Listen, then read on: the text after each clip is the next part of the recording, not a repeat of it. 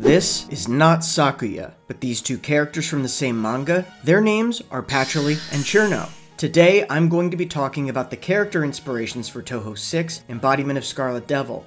While the prior PC-98 games pull primarily from pop culture, sometimes shamelessly, the Windows games pull primarily from mythology and history. That is, with the exception of Touhou 6. The characters and even the writing feels similar to that of the PC-98 games. You can tell it was the transition where Zun was trying to figure out what he wanted the series to become, before it finally started to click with Touhou 7 and 8. Touhou 6 is much more simple. Speaking of simple, let's talk about Rumia. One of the things she's best known for is her T-posing she does, which is supposed to be a reference to Big J. And yeah, that's something you'll notice with a lot of Touhou 6. Zun really wanted to go heavy on the Shanghai Alice bit. There's a constant alteration of explicitly Eastern and Western influences. Even your two player character choices are an Eastern Shrine Maiden and a Western Witch, which gives perspective on these random tangents within the dialogue. But Rumia's main bit is her ability to manipulate darkness. It sounds like something an endgame boss would have. However, Zun thought it would be funny to make a final-sounding enemy be the very first boss in the series, something known as a deochi, a punchline that comes right at the beginning as the comedian comes onto the stage. In fact, Zun mentioned in an interview that the entire 6th game was meant to be a sort of punchline.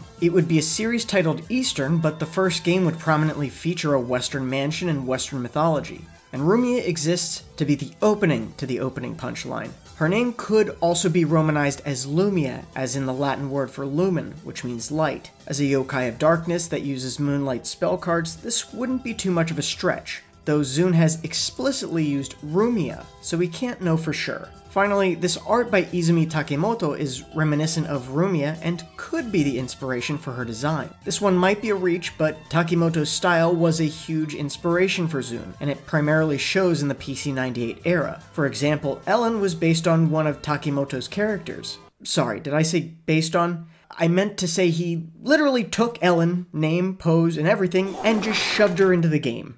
If you think this video is long, the PC-98 one is gonna be a doozy. But anyway, that's Rumia. She's a girl with a serious power that controls darkness, yet her first line is so bright and casual, starting with "Sonanoka." I like her because she's the representation of Touhou's world being contrarian, where the savage becomes relaxed. Her ribbon was designed to have some secrets within, but it hasn't been used so far.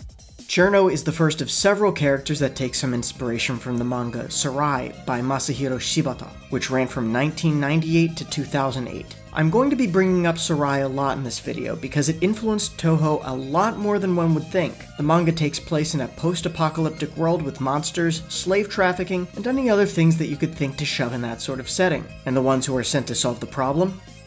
Battle Maids. The most prominent of these is our titular main character, Sarai. It's a seinen manga featuring body horror, high-impact sensual violence, nudity, and other very not Touhou things. Instead, Touhou pulls mainly from the aesthetics of the characters, namely the battle maids and their uniforms. The mob caps that the maids wear feature prominently in Touhou's character designs during the early Windows era. And as we'll see later, the maid uniform itself is quite similar to Sakuya's maid uniform. One of the recurring characters is a maid named Cirno, a short-tempered maid often seen taking care of Sarai's injuries. So where did this ice fairy bit come from? Well, according to Zun's writing at the Shibuya exhibition for Touhou 6, aside from confirming the Sarai connection, Cirno was almost Chirudo for the word chilled. So I'm guessing he took the name, saw the word chill in it, and said, this character will be ice-based. And if you're wondering why it's spelled like this, the first official romanization was in PCB, where she was a mid-boss. Speaking of firsts, many people know Cirno as a fairy, but she may not have originally been intended as one. In Touhou 6, her omake text refers to her as an ice spirit, while in Touhou 7, her profile calls her a yokai of ice. Yet, Lily White's profile in the same game explicitly calls her a fairy. It isn't until Touhou 9 that Cirno is called an ice fairy, the same game with the infamous 9-ball. So you could say Cirno's identity in the fandom truly solidified with the release of Phantasmagoria: A Flower View. Before Embodiment of Scarlet Devil, weak characters didn't have a design set in stone. I decided it was time to give those mobs a concrete design that lines up with the current Touhou design philosophy, and I gave one of them a special personality. That one special mob was Cirno. She made multiple appearances throughout the series, and she's still relevant as of today, which I'd never expected at the point I made her. If only we could say the same for Meiling, or as Zun originally describes her, Chinese girl. Described as a Chinese-looking yokai, she guards the Scarlet Devil mansion using Chinese-styled martial arts. There are theories that she might have been based on the Red Guards of the Chinese Revolution, or even the main character of Sarai because they both have red hair. For my first Windows debut with a title Eastern, wouldn't it be amusing if I designed it around a Western-styled mansion? That's the contrarianism Embodiment of Scarlet Devil was based on. I made it more fun by making a Chinese gatekeeper guarding a Western-style mansion. She's the character born from such extreme contrarianism. I honestly think that's the extent of her inspiration. Patchouli is very straightforward. As mentioned in my very first video, Patchouli is a type of purple-flowered plant, which is the name's most likely origin. But Touhou's Patchouli was actually inspired by Sarai's Patchouli, a purple-haired maid with healing magic pictured here. She debuted in Sarai's 7th volume in October of 2001, less than a year before Touhou 6's August 2002 release. Even Patchouli's magic is worth talking about. It manipulates 7 elements, the 5 Chinese elements also known as the Wuxing phases, and the sun and moon elements. These 7 elements correspond to the Japanese days of the week, and Patchouli actually uses them in the order starting from Tuesday for fire and ending on Monday for the moon. Zun actually refers to her as the one-week girl himself in the Omake text. I will, however, note that the Japanese calendar wasn't directly based on Wuxing. Instead, it was based on the 7 classical planets: the Sun, the Moon, Venus, Jupiter, Mars, Mercury, and Saturn. And just like with Wuxing, Patchouli can combine these elements for a variety of results. And as an aside, Zun never intended for her to have striped clothing apparently. He was surprised to see so many fan works have them. I guess these were supposed to be shadows. And then we have Sakuya. We can start with the obvious. The ability to stop time, a Dio color palette in the fighting games, the Dio poses, and even a spell card named The World. Sakuya's most obvious inspiration is Dio from Part 3 of JoJo's Bizarre Adventure. But is it her biggest inspiration?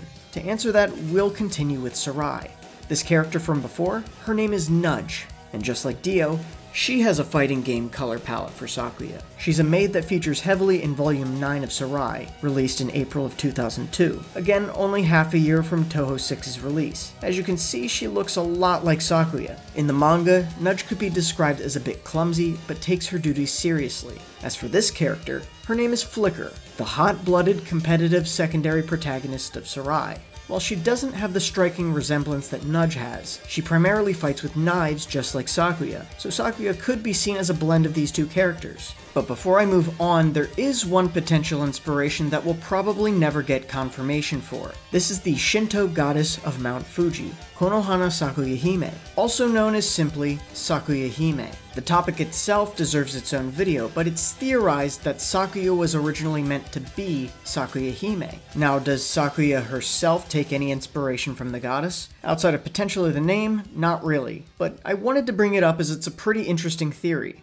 Going back to JoJo for a moment, while Sakuya was a reference to Part 3 Dio, Remilia has elements of Part 1 Dio. Most of Part 1 takes place in a giant mansion that looks like the SDM. At this point in the series, Dio doesn't have a stand, but he is transformed into a vampire. And one of the enemies that Dio sends against JoJo is Jack the Ripper, who fights by throwing knives just like Sakuya. Sakuya even has a spell card called Jack the Ripper. And then, Marissa and Remilia quote an exchange between JoJo and Dio where the former asks, "How many people's blood have you sucked at this point?" To which Remilia and Dio answer, "How many slices of bread have you eaten in your life?" While Sakuya's connection with Dio is obvious, Remilia's is deceptively just as strong. Aside from JoJo, Hellsing is another vampire series that could be a source of inspiration. The Hellsing Manor is similar to the SDM. There's also a vampire hunter named Alexander Anderson who throws holy bayonets in a similar fashion to Sakuya's knives, and seems to have an unlimited supply of them, also like Sakuya.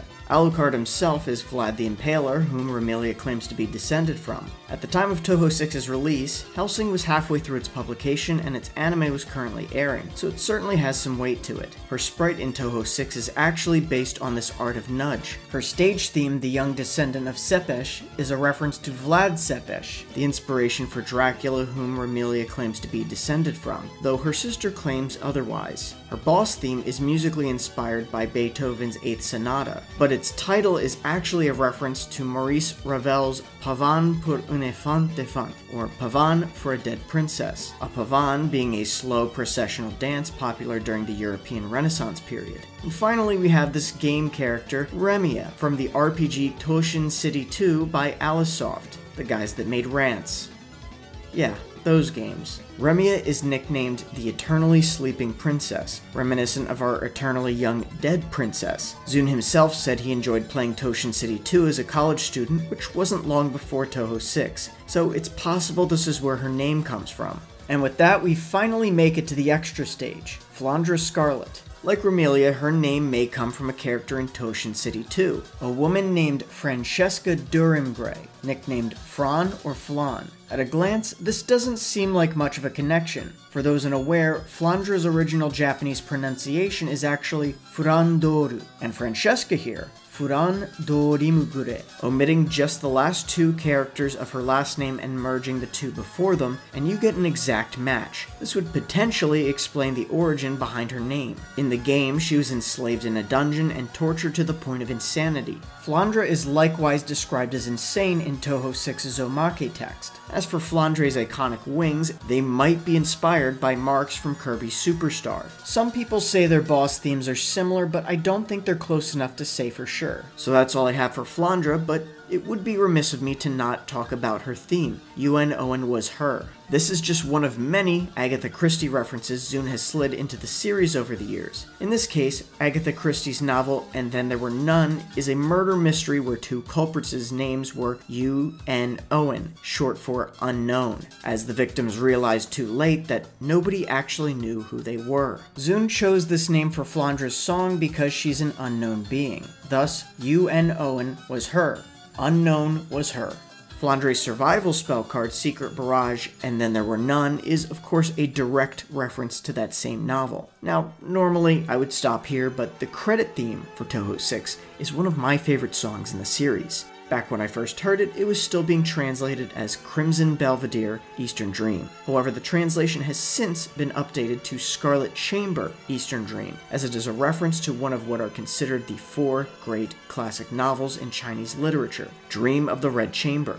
The novel could also be translated as A Dream of Red Mansions. It even has a term referring to the study of the novel, redology, as in the color red, as in the character Ko in Komakyo for the game's title, and Hong in Meiling's name. I love that it's the credit theme that has a reference which ties everything up to this point together. And speaking of tying everything up, that's all I have for Touhou 6. I hope to see you again next time.